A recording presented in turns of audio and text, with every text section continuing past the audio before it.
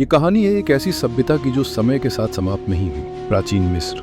हजारों वर्ष पहले जब संसार के अधिकांश भागों में सभ्यता अभी प्रारंभिक अवस्था में थी, तब अफ्रीका के रेगिस्तान में एक महान सभ्यता का उदय हुआ। इस सभ्यता का नाम था प्राचीन मिस्र। ये केवल एक राज्य नहीं, बल्कि ज्ञान, शक्ति और आस्था का केंद्र था। प्राचीन मिस्र का जीवन एक ही नदी पर आधारित था, नील नदी। नील नदी के कारण कृषि संभव हुई, नगर बसे और समाज विकसित हुए। रेगिस्तान के बीच नील नदी ने मिस्र को जीवन दिया। मिस्र के शासकों को फिरौन कहा जाता था। फिरौन केवल राजा नहीं थे, उन्हें धरती पर ईश्वर का रूप माना जाता था। उनका आदेश ही कानून था और पूरा राज्य उनकी इच्छा के अनुसार चलता था। फिरौनों के लिए बनाए गए विशाल समाधि स्थल पिरामिड। हजारों वर्षों बाद भी ये प्रश्न बना हुआ है कि बिना आधुनिक तकनीक के इतने विशाल पत्थरों को कैसे जोड़ा गया। पिरामिड केवल इमारतें नहीं थे, वे मिस्र की शक्ति और बुद्धिमत्ता के प्रतीक थे। प्राचीन मिस्र के लोग मृत्यु से नहीं डरते थे। उनका विश्वास था कि मृत्यु के बाद भी जीवन होता है। इसी कारण शरीर को सुरक्षित रखने के लिए उन्हें ममी बना दिया जाता था, ताकि आत्मा अगले जीवन में प्रवेश कर सके। मिस्र में अनेक देवताओं की पूजा होती थी। रा सूर्य देव,